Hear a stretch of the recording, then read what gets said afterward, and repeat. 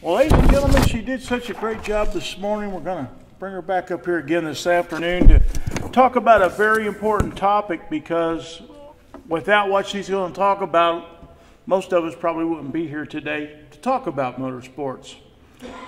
And that is sponsorships and obtaining and retaining sponsors, the do's and don'ts. Please welcome back up to the microphone from Winning Motorsports Marketing, Kate Dillon.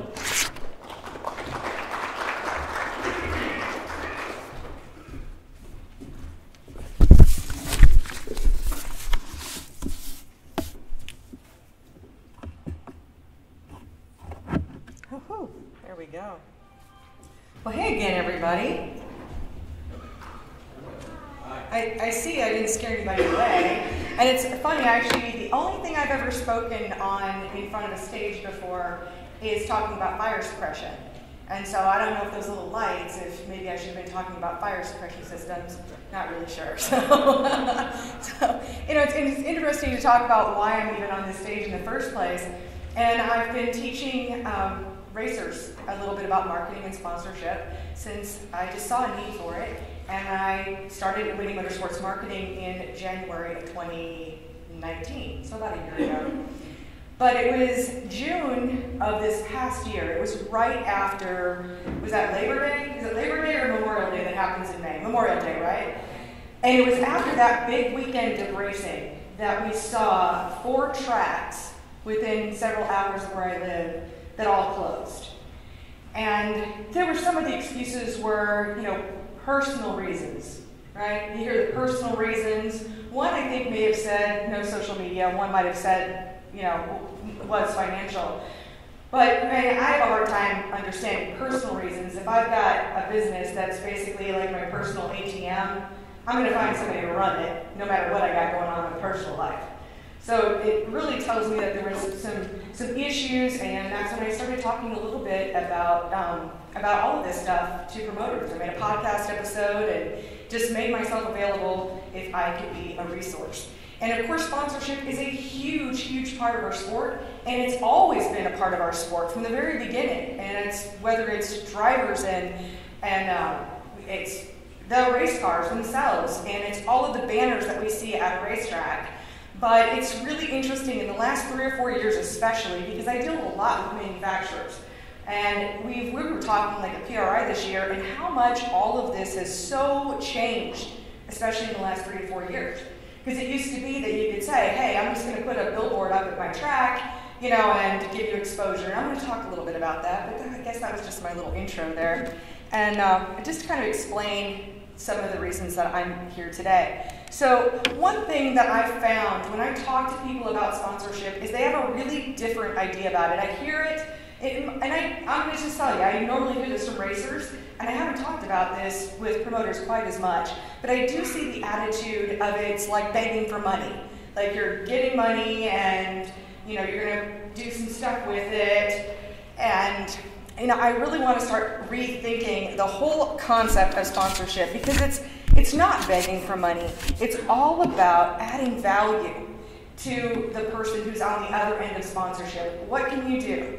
How can you add value to their business, or in whatever it is that they do, whether it's selling products or getting more traffic into their local business. There's a lot of different measures of that. And so I like to kind of think of sponsorship like a funnel. So like the old way of looking at this is you get money from local business owners that and friends and family, and you're putting your time and your money and your effort and you're doing all this into the track, and you're just not really seeing a lot of value on the other end. But instead, what I like to do is to think about sponsorship and marrying it with all the marketing things that we talked about earlier. Because when you really treat sponsorship as a piece where your goal is to add value, it's never about what you can take, but more about what you can give and how many people can benefit from that. What we have is a funnel that's turned upside down. And so that sponsorship money goes in, and you do so much more with it. And with that, like when you're talking about your sponsors, especially if it's product sponsors or manufacturers or local businesses, everybody wins. And for me, I am always, always, always looking for a situation in which everybody wins. If I see a deal where, only two sides, most of what I do, because I sell race car parts, is I deal with manufacturers and I deal with racers. So that's my triangle. And if I've got a deal where everybody wins, then that's definitely a good deal. But if I have a manufacturer trying to sell me a part that I can make a huge margin on, but isn't the best product for racers, that there's something better I can sell them that has lower margins, that's a lose. I won't do the deal. So I want a situation where everybody wins, and that's how I like to think about with sponsorship for sure. And some of the things that I see here's some of my suggestions at least, is that when you're doing this, developing your list of potential sponsors, look locally. Especially look locally. Take a look at some billboards. Who's advertising in your area? Who's actively looking to get more customers from that area? Because that's a big part of, in the track side anyway, that you're going to draw from a bigger local market. But understanding who would make a good prospect, and once again, I'm gonna just use myself as an example, because I'm in a really, really odd spot, you guys, because I'm not a promoter. I am not one of you, but I am in this industry. So it means that I get hit up for sponsorship a lot. It also means that I talk to a lot of manufacturers, and this is the kind of thing that we talk about behind everybody. This is the stuff we talk about together.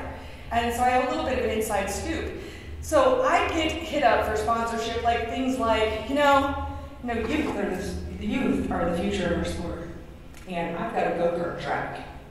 And we'd like Crate Insider to come in there and be a sponsor for the go-karts. Dude, I sell crate parts. You're not my customers. You're not. Why would that be relevant? I get so many proposals that it is completely irrelevant to what I sell. It would be the same way if I had a lipstick company come to me and say, hey, Crate Insider, you have 20,000 Facebook followers. Wow, we want to be a sponsor. I'd be like, dude, 93% of my audience is men. I am not a good prospect to sell your lipstick on Crate Insider, right?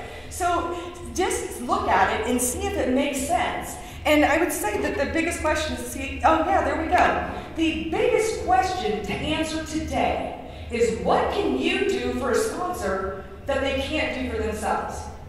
And the big thing that's been put out there forever is exposure. Ooh, I can get you in front of all kinds of people. Some people tell me they can put me on the map. Well, you know what? Actually, I don't know if this is really a funny story, but a few years ago, I decided I was going to try out Google AdWords. Because I will experiment. If you guys didn't get that idea, I experiment with all of these different platforms. I bring all kinds of ideas from lots of different sources, and I'm going to try them out in our market. I'm going to see what works, and I'm going to throw away what doesn't. Well, one of the things I wanted to do was to try Google AdWords. And I even worked with a Google specialist to try to find the keywords that people are looking up on Google to have Crate Insider show up on page 1. Well, I'll tell you what, if you just want traffic for your website, fan-freaking-tastic thing to do. But now, in case I wasn't clear, I sell race car parts, just for 602s, 604s, and 525s. Next thing you know, I'm getting calls from California saying, hey, can I get like a crate engine for like 84 Bronco? Dude, no! Talk about irrelevant. I turned that stuff off. Oh gosh, I got exposure. I got exposure to all kinds of markets that I don't even have products for.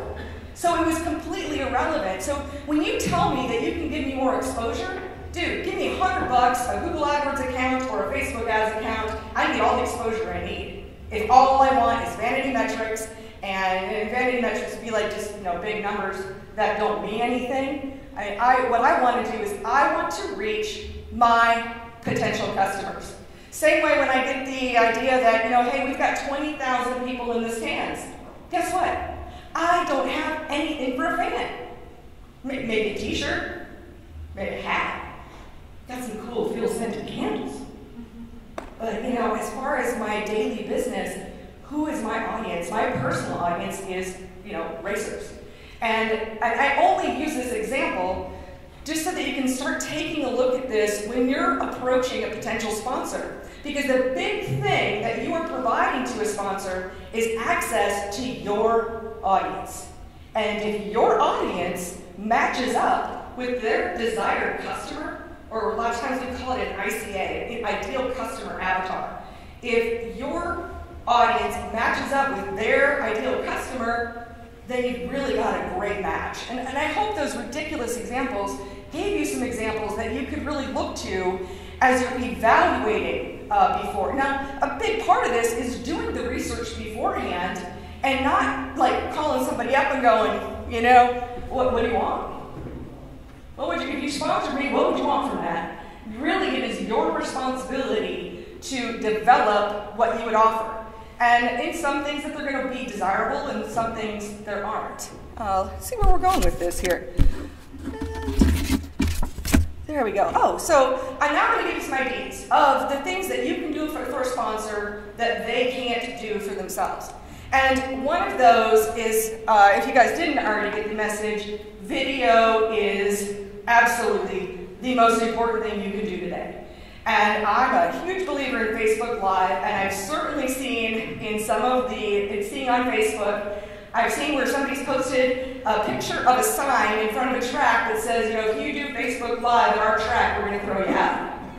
Or that Facebook Live is killing grandstand passes. Dude, no, I'm not going to go with you there. You know what you've got here is you have the perfect opportunity to take ownership of this conversation, and not only that, but to make money from it. Because as your announcers are up in the stands, right, I think we might even have a slide here. There we go. Here's an example of doing Facebook Live. Now again, not a track. This is me at PRI doing a quick Facebook Live in the Hooker Harnesses booth. Now, I have 20,000 Facebook followers. Somehow, this video reached 39,800 people. Now, reaching means it just got put in front of them. People that actually watched it was about 5,300, but again, 24 shares. This is really good for my page. It really is. And here's the thing, is that it was already getting a lot of traction on day one. And I screenshotted it and sent it to Neil from Hooker Harness there. And it's become a thing. It's like, okay, how is the reach now? This is huge. This wasn't sponsored, but it could be. You know? They can now see that I've done something for them that they couldn't do for themselves. And if I were to call up Neil or Scott and say, hey, you know what, I'm thinking about this promotion idea. You know, do you think we could work something out? Maybe it's a discount or a gift certificate or, you know, whatever I would ask for, I'm pretty positive that it would be a yes, or we would at least be in negotiation. Why? Because I paid it forward. But here's the real key thing, and I guess in the translation of the slides, and I don't have a pointer, but what I want you to see in here, and this is when I say about using Facebook Live and making money from it, there's one thing that at your track, when you're talking about a potential sponsor, your announcer is announcing it, there's no real strong call to action. A fan in the stands can't really do anything with that information. So, I mean, just throw out like a name of one of your sponsors. Somebody. Anyone? Anyone have sponsors here? Hoosier. Hoosier. All right. So, great. Hey, see, you know, self-promotion. I love it. So here's the thing. If your announcer is in the booth saying, you know, and hey, special thanks to Hoosier Tire today for all that they're doing. You know, they set up this and that. If you want to, you know, if you want to go to Hoosier and go buy some Hoosier tires, then go to Hoosier.com or, you know, whatever your website. We're just going to go with Hoosier. But here's the thing. If you're on Facebook Live, or, you know, any recorded video as well, but do you notice how there's a link there with those seatbelts? Do you see that in the comments on the right-hand side? I now have a call to action that is right there that they can click on, that anybody who's watching. Now that's something that's even more than what you're able to do at the track. Yeah, do you see the connection there and how it can immediately lead to a sale? Now if we take it another spot beyond that, and we work with our sponsors to say, hey, I want a special link. We call it like an affiliate link, or we can do a UTM tracking link. There's all kinds of ways you can do special links. And if you wanted to know exactly how much traction that was getting for your sponsor, you can settle this up beforehand.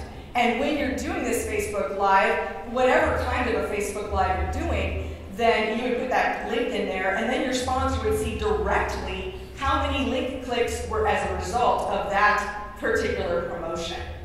This is doing something for a sponsor that they cannot do for themselves. And it doesn't have to be, and this happens to be a product video. I think I probably have in here. Yes, I do. So here's an example that's just down and dirty. You heard me talk about Wesley Outland earlier, and he was down in Florida at Speed Weeks last year. And I can't read any of this. I think this might have been at Bubba's. It probably says in there. It's probably tagged in there. But here's a pit walk video. Now here again, if your Facebook Lives are going to be brought to you by a certain company, we could drop in those links to visit those particular manufacturers. But the beautiful thing about a pit walk is there's just so much. It's showing behind the scenes. It's sharing the experience of being at the live event. Now, not everybody can make it for any reason, for one reason or another. Here's a great opportunity to promote your track. And if somebody sees their favorite driver on there, then they'll share it. I mean, look at all those shares. I mean, 15 shares. And this is not, I'm not a huge fan of vertical video, you guys, so I'm just not a fan. But I would rather have this be as a horizontal video, just because. But, I think that would make a difference. But this could be sponsored content. There's no reason why it couldn't be. Also, if this is your track, you can say, hey, here's directions to our track. Here's a link to our website with the directions to our track. But when it comes to sponsorship, here's a place where you can reward your sponsors for being involved. And this is the type of video that gets a lot of traction. It gets a lot of live views, just probably even more so. Well, it gets more after the fact as well. But that would be an idea where you can be unique and different and do something that other tracks don't do. That's a really, really big key. Contacting sponsors. This is a pet peeve of mine. A big pet peeve of mine is the fact that I get emails. Now, I understand that there's fear involved with sending out a sponsorship proposal. But if I don't know you and you send me an email, you know what? You know why you sent an email most of the time is because you're scared. You're scared to call me. I mean, I'm not that scary. I'm really not. But if you're scared of hearing no, it's probably why you didn't call me. Well, it also tells me, here's the other thing. It's a lot easier for me to ignore an email than it is for me to ignore a phone call. And if I pick up the phone and we're on the same call together, it's a lot harder to say no. Has anybody, have ever been in that position where you have to tell people no? I hate saying no. That's why you don't hear things, I won't say never. A lot of times you don't hear the word no. You hear, oh, could you send me an email? Oh, I gotta talk to my partners. Yeah, I'm not sure we've got the budget right now. Those are all no's. But there's a lot harder to do all over the phone than it is to do in an email. So an email is fantastic for follow-up and really showing all of that, but to make the initial point of contact, I strongly recommend just picking up the phone. If somebody's busy, hey, we're all busy all the time. I'm always going to be busy. There's never be a time you call me and say, hey, you know what, are you busy right now? What did you think I was doing? I mean, if I'm not busy, I'm probably not working. I mean, I'm always working. So don't worry about that. Just call. And I'm going to talk about follow-up in a little while here, but that's big. And so with that, I do have this slide too. Now, this is a download that I created for racers, really. Not so much whereas this morning when I talked about a racetrack website checklist, I made that specifically for racetracks. But some of the things, my 7 tips for sending a sponsorship proposal, that number 1 is just to pick up the phone. Don't wuss out. Please, just don't. Give us a call. And next, I'm going to run through a couple of these other ones. So, some of these are the things I already talked about. So first of all, call them. But next, is the proposal personalized for that person or company? Just like I said earlier, if you tell me you've got 20, 30, 50,000 people in the stands, I don't care how big that number is, they're not my audience. So show that you know who I am. I responded to some of these, I'm like, do you even Well, no. Well, dude, what? Big proofreading, please. Please, for the love of God. Proofread for spelling and grammar errors. If that is not your specialty, please try. Never, ever, ever send a sponsorship proposal by Facebook Messenger, especially if it's like the size of this 8.5 by 11 page on my phone, and I have to scroll 4 times to even get through it. You're no before you ever even got started. If you say, oh, here's a good one. I got one last week with the giant block of text, and I was like, well, send me an email. And they're like, well, I didn't know your email address. I was like, well, it's on my website. So they go there and they see the contact information and finally send me an email. Well, by that time, it's too late. I mean, you've already done the damage already. You've shown that you couldn't even do the most modicum of research. I mean, my Facebook page isn't just Crate Insider. It's CrateInsider.com. Clearly, I'm a website. Is anyone unclear about that? I mean, I try to make this easy for people, and some of this seems so obvious to me. But Facebook Messenger, the absolute worst use for it is to ask stupid questions or giant blocks of text. I guess it's 2 things that Facebook, that's not even on the checklist, but it should be. Then another thing is, have you led your proposal with the potential sponsors and how they'll benefit? If the first 6 paragraphs or 2 pages are all about you and how awesome you are and how amazing your series or your track is, and I have to dig down to page 2 or 5 to find out, oh, $5,000 will get me a decal on turn 2. Whew. Yeah. Should lead with what you have to offer. Always, what can you do for the sponsor that they can't do that for themselves? Always lead with value. And let's see, have you saved the proposal as a PDF? You know how many of these I get as Word documents? Now, here's why you don't want to send a Word document. Number one is that Word documents can contain macros. You also might be talking to somebody that doesn't have a Word document reader. So send it as a PDF. Almost any software that you would use today, you can save it as an Adobe PDF. I also don't want to read a giant email.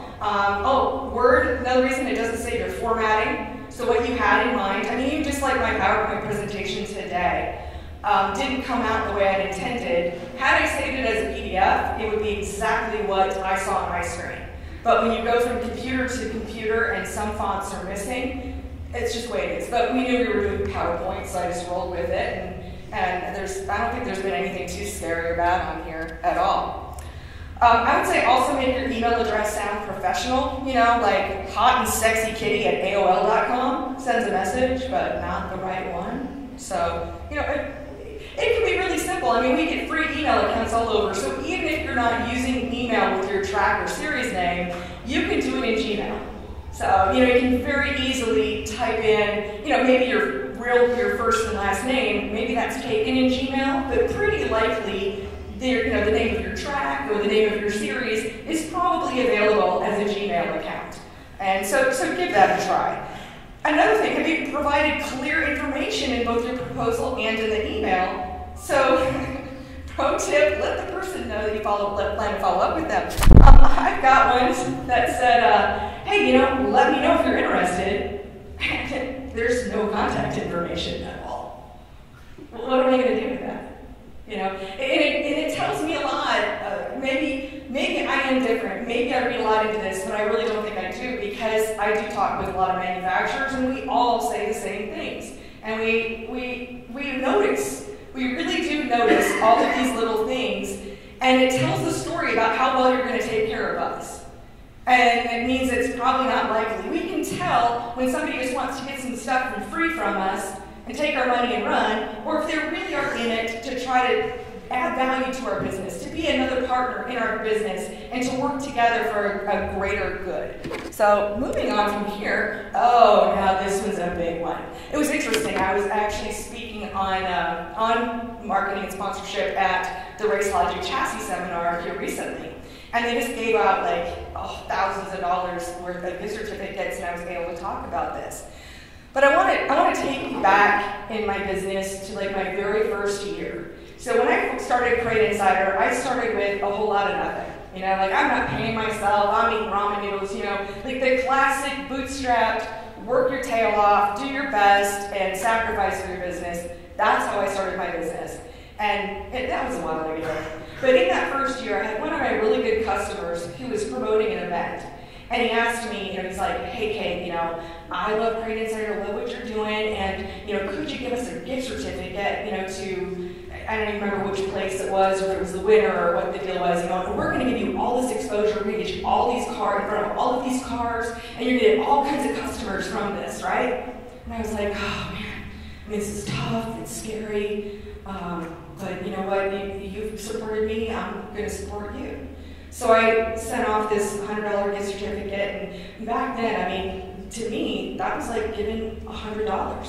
You know, and I am emotionally tied to this back then because everything was so fresh. You know, every $20 sale meant a lot. And they still do. I mean, I value every sale that comes through. But it was a different world, and I was really scraping pennies back then. And then it got to that end of that race. Now, I think it was maybe a week or so of promotion. I may have seen, you know, half the time I see my name, but I'm only when I'm following it because they didn't tag me in it. I mean, that's not even a surprise to me anymore. But then here's what happened, is that the person who won, they never even mentioned me on social media. And you know what?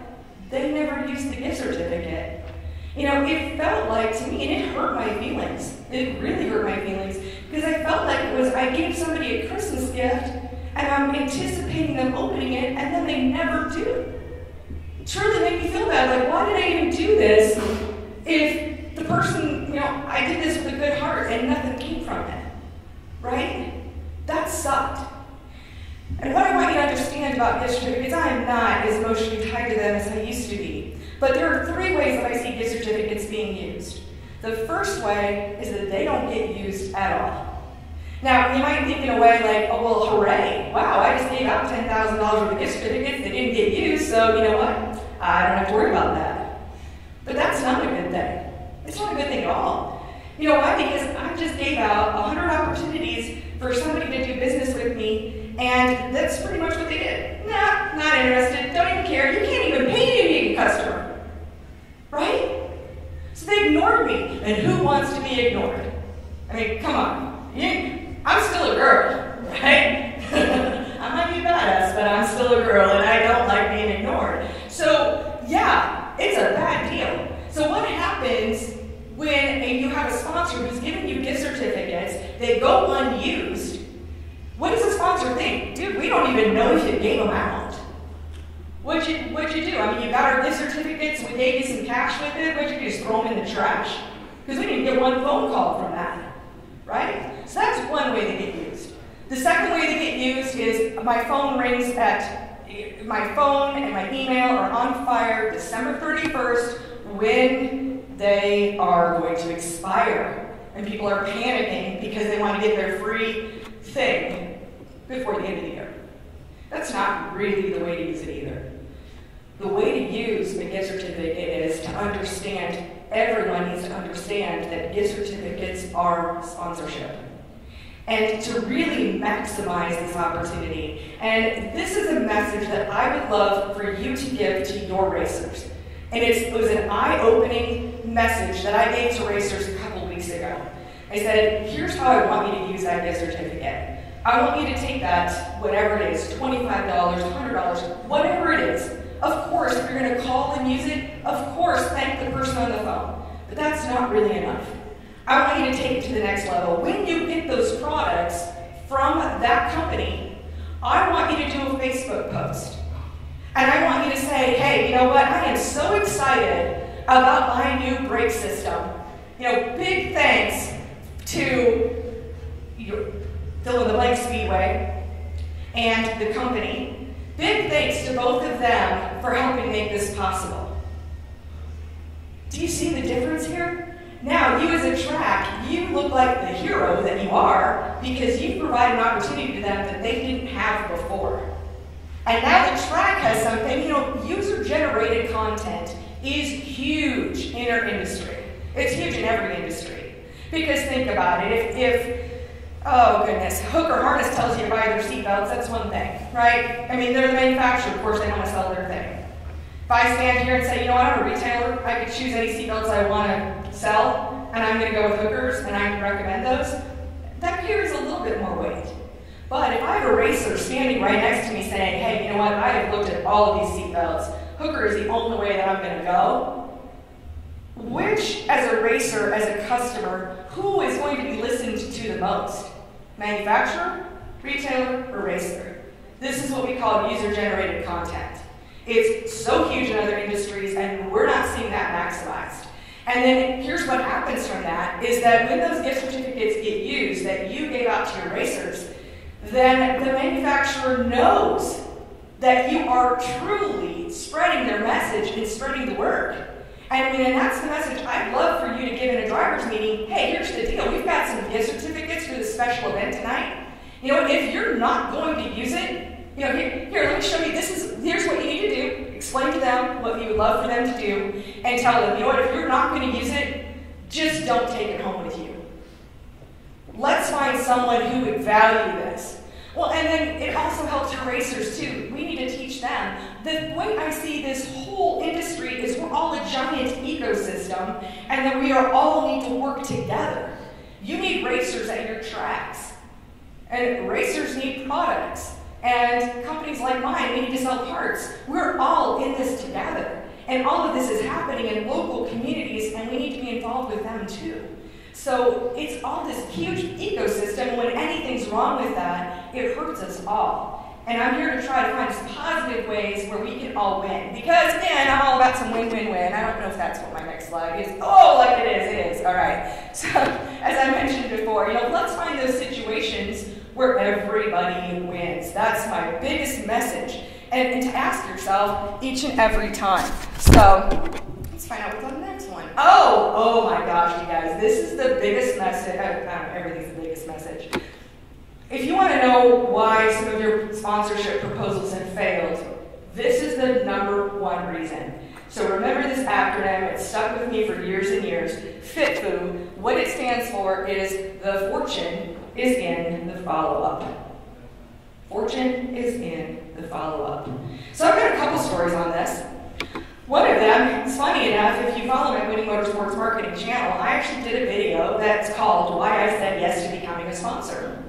Because what happened was, I had this, I can't remember if it was a special event or a racing series or a track, whatever the situation was, they called me because they had the guts to do that. We talked.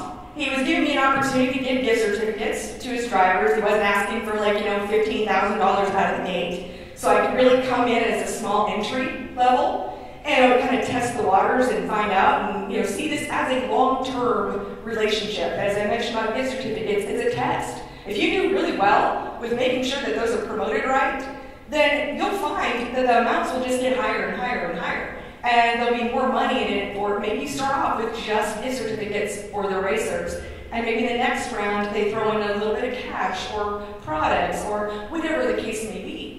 But here's the crazy thing. I made this video talking about how I said yes to becoming a sponsor, and all I asked the guy to do after the phone call is I said, you know what, if you wouldn't mind, please send me an email with your contact information.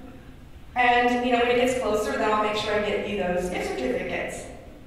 Do you know he never sent me an email? Never sent me an email. Now, why would you go through all of that work only to not follow up with an email? Recently, I had someone contact me via email, followed up and said, a week later, I said, hey, give me a call when you get a chance. And I got an email about a week and a half later, said, I've just been really busy. I'll call you again. Or something like that. Dude, you want my money? I said, I opened the door. All you had to do was walk in. That was an invitation. If you're not willing to do that, if you're not working that hard to even get my money, then what makes me think that you're going to work that very hard for me at all once you have it? Follow-up is huge. And actually, I come from sales, so I have a couple little tips on how do you follow up. How do you follow up without being annoying? Because nobody wants to be annoying, right? But you want to be persistent. So one of my tips about when you send a sponsorship proposal, first it should be a phone call, then it's sending a proposal, and then the next piece will be in your email. You say, you know what, and hey, I'll give you a chance to look this over, and I'll give you a call next Wednesday. You just say that in your email. And then you know what, when Wednesday comes, you call them. It's like magic, I know. But here's what happens. So let's say you call them on Wednesday, and you just get their voicemail. Now some people originally, they just go straight to, oh my God, she's ghosting me. They don't want to do business with me. That's really a no. They didn't answer the phone. I mean, I give people benefit of the doubt. But I will tell you a voicemail message that I learned a long time ago, and it's so incredibly helpful, is if I were to call you and you don't answer the phone, we already have a little bit of a relationship, right? Because I've talked to you on the phone once. I followed up with my proposal, told you I was calling today, and I'm going to call and I'm going to leave you a message. I'm going to say, hey Bob, it's Kate, and I know we talked last week. I wanted to follow up with you. Obviously, I know you're a busy person, so that you didn't get my call right now. But I'll tell you what. Let's see, it's Wednesday. I'll tell you what. I'll give you a call on Friday, and see if we can follow up then. Well, you know what you've just done by leaving that voicemail is you have given yourself permission to follow up on Friday. The thing is, people would love to feel like there are people who do answer the phone or call people back, but we live in a society that nobody calls anybody back. They don't. People don't call people back. And you know what? I don't expect that, especially if I want something from someone else. I do not make it their burden to call me. That burden is on me. So guess what do I do on Friday? I call them. And I call, and if I get their voicemail again, after a while, I end up with this great relationship with people's voicemail accounts, right? Well, because here's why. If people miss it on the first day, they think, oh man, I totally meant to call them back. You know what? You're getting them out of that guilt trip.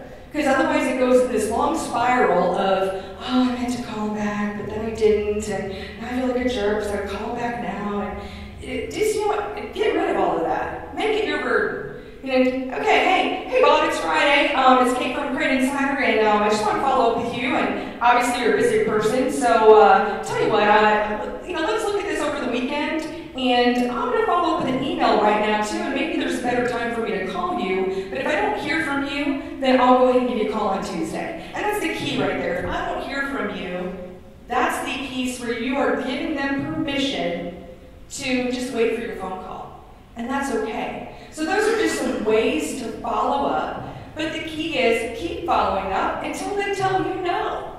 Until there's like a solid no, because there's no not evers and then there's no not nows. I've been kicked out of more than one door, so. But, no not now could mean lots of different things. Maybe it's finding a way to do something really small in the meantime. Doing those gift certificates. Hey, I understand you're unsure. We've got a new series, or this is a new track, or this is the first time we've ever talked. How about we just start off with just something really small and see what we can do for you? And then you make sure that you treat them like they're a $10 million sponsor. Now, it's not likely that we'll get $10 million sponsors, but those $25 sponsors could turn into $500, could turn into $1,000, could turn into $5,000 sponsors. You don't know. It's all about cultivating this relationship over time. It is not about getting the big hit all at one time. So those would be some suggestions on some of that. Oh, I guess I've got some Q&A here. So, let's go ahead and see if, does Adam have the mic or Mitchell? Anybody have a mic back there? Oh, Roby, do you have a mic? We don't know. We don't know where Mike is. Adam stole the mic. All right. Well, do I have any questions? I'm pretty sure I didn't answer every single question that you guys have about sponsorship because this is about getting money. And we all like that. Truth is, none of us can be here without the financial piece of what we do. Making money isn't a bad thing. It's just doing it the right way and trying to, make this world a better place. You know what? I think they're getting it. But if you've got a question, anyone? Okay, I guess nobody has any questions. Oh, we've got a question back there. How would be a nice way people that 9 or 10 o'clock at night is not the best way to send you a Facebook message on sponsorship? Yeah, okay, so his question was, how do you convince people that 9 or 10 o'clock at night is not the best time to send in a sponsorship request? I wish I knew. You know what, they come through at 2 or 3 o'clock in the morning for me sometimes, and I don't have notifications on at that time. But I will tell you that it's a topic that I talk about when I'm just talking about marketing in general and I'm communicating with racers. And the reason why that I explain it is because as Facebook page owners, we get that little responsiveness button that, you know, that says that we respond in a timely manner. And when people are sending these requests at these odd hours when we're not working, our page gets dinged for it. And so then it says that, hey, wow, I mean, I want to have like a very responsive within 15 minutes. And you know what, if it's during normal working hours, I will respond in a very timely manner. But I can't help it when I'm asleep 8 hours at night and, you know, you've decided that that's when you're going to work, so you're going to send that out. I mean, number one, it's just a terrible, terrible practice that I'm trying to spread the word on, and I don't know how successful I am.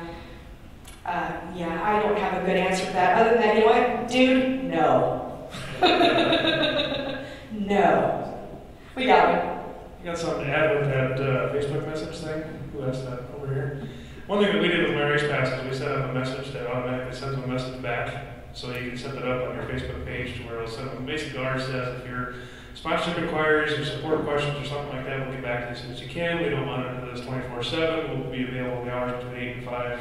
Just giving them some kind of response. And that actually helped a bunch. I was a little bit worried about doing that at first, people thinking they could just get a hold of us all the time because we get Facebook messages all just constantly.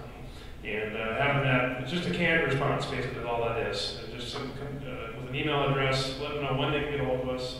That is the best thing that we ever could have done to manage our Facebook messages. Just a little FYI, I guess. You know, I love that because I use the thank you for messaging us. We'll get back to you as soon as we can. But love that in your messaging, you've got the email address there as a follow-up. I think that's something that I'm learning today that I'm going to take home with me. I love that. Not really a question, but a comment. I get a lot of certificates, and I ask for a lot of them for our drivers. But if you talk to the manufacturers, a certificate that says $25 if you spend $500 or $700 or whatever, the drivers are throwing them away. They don't. It's when you put that max cap way up there. I mean, they just won't use them. Mm-hmm. No, and I'll tell you why I think that is now. I think it is, that's a little silly, like $25 when we spend $500 is a bit excessive, and that's not really providing value. I have done like $25 gift certificates for no limit. I mean, you know, for no limit at all. And it's disappointing when I see that a $25 gift certificate is used for a $20 t-shirt that's free shipping, and you know, that right there is, they walk away, they got their free stuff, they're never going to become a customer. That's not really what I was trying to do with that either. You know, I want to help the racer, but, you know, again, could you just spend $30? You know, I'm not doing this so I can hand out candy at a freaking parade here, right? If I wanted to give out free candy, I'd give out free candy. What I'm trying to do is gain a customer. And you're showing me that all you want is just free shit. And so there's one side of it, but I think 25 off of 500 is a bit excessive. And maybe that's where you have a conversation with that manufacturer, with that provider, and say, you know, I just don't feel good about this. You know, I'm so grateful that, you know, you want to work with us and work with our racers, but, you know, could we, the $25 amount is fine, but could we knock it down a little bit? You know, I really want this to be accessible and I want it to be used. Unless, are these stackable? You know, I make sure that mine aren't stackable. I don't want you to have 10 of those, so that's $250, and you have to spend $250 to use them. I don't want you to use 10 of them, so you're just walking away again. And it's not about taking advantage. This is all about us all being in this together type of a deal, but we need to understand that the gift certificates, they're kind of like a coupon, and at that point it's just a coupon. A true gift certificate is like a little bit of a lost leader. And I would say talk with that particular manufacturer and say, hey, can we compromise on something here? And understand that they're concerned as well. Does that help? Yeah, I mean, you spread the word. We get a lot of them. Yeah, and it's a huge opportunity. It is, and none of us on this side of the industry want to give out gift certificates so that they can put it on a shelf. Because the truth is, most of the time, the promotions we're seeing, we're not. If I could give you guys, not you because you are smart now, but you know, I could do $500 worth of gift certificates in a for an event. And am I going to get $500 worth of value out of that? Probably not. And we haven't talked about ROI at all, and I probably should have, because ROI, what is the return on investment? And I'm always looking to deliver between 2 to 10 times the value of any sponsorship. So I have been selling advertising on my website since day 0. And I'm always looking at, I want to be able to take whatever I'm charging in advertising money, and my goal is always to deliver 2 to 10 times of the value that they're providing me. So if you've ever wondered, you know, how much should I ask for, part of it is how much is the value for. And there just isn't time. I mean, we could do it a whole day, just breaking down different pieces of the sponsorship proposal, but that's a really important one that I cannot believe that yesterday when I was putting my presentation together, I left out. So, but it happens. Anyone else have any questions? Yes, Bill? Well, Mitch was coming on over with the microphone. I don't have that voice. No worries, and it's better anyway because we're trying to record all this. So in the takeaways from this session, I'm going to shift directions just a little bit, and that's in the quest for sponsorship. There's, in our case, in car dealers' quest, there's different opportunities. Not only the products that we sell in this racing forum, but the real driver of the commerce is the vehicles. Cars, trucks, that's what makes the world go round, no pun intended. But I would just advise everyone to constantly renew that relationship.